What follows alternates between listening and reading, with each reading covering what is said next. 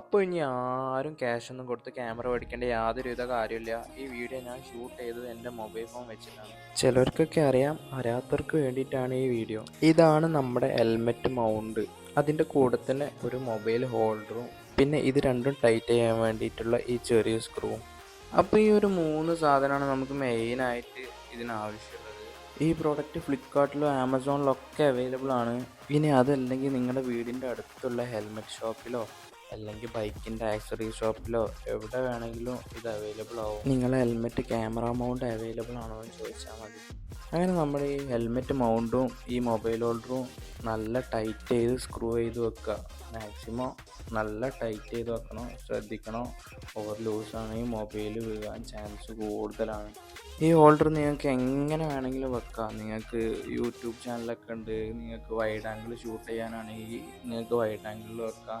അതല്ല ഇൻസ്റ്റയിൽ reel upload ചെയ്യാനാണെങ്കിൽ നിങ്ങൾക്ക് ഫോൺ ഡയറക്റ്റ് സ്ട്രെയിറ്റ് വെക്കാം. നിങ്ങൾക്ക് ഏത് ഡയറക്ഷനിൽ വേണമെങ്കിൽ വീഡിയോ ഷൂട്ട് ചെയ്യാം ഗൈസ്. പിന്നെ ഫോൺ ഹോൾഡ് ചെയ്യുമ്പോൾ ശ്രദ്ധിക്കുക, മാക്സിമം ടൈറ്റിൽ ഹോൾഡ് ചെയ്യുക. നിങ്ങൾക്ക് ഉറപ്പ് വരുത്തുക. സാധനം 100% ഗ്യാരണ്ടീഡാണ്. സ്റ്റെബിലൈസേഷനൊക്കെ പക്കയാണ്. ഓവർ ജെർക്കിങ്ങോ കാര്യങ്ങളോ ഒന്നുമില്ല. ഹെൽമെറ്റിൻ്റെ ഈ ഒരു ഭാഗത്താണ് നമ്മുടെ ഈ ഹോൾഡർ ഘടിപ്പിക്കേണ്ടത്. അതെങ്ങനെയെന്ന് നോക്കാം. മേലത്തെ 2 പോയിൻറ്റും ഈ അടിയത്തെ 2 പോയിൻറ്റും കൂടി ഉള്ളിൽ ക്ലിപ്പ് ചെയ്ത് വെക്കലാണ് ഇത് ചെയ്യൽ. അപ്പോൾ ഇതാണ് ഫൈനൽ റിസൾട്ട്. സാധനം 100% ഗ്യാരണ്ടീഡാണ്.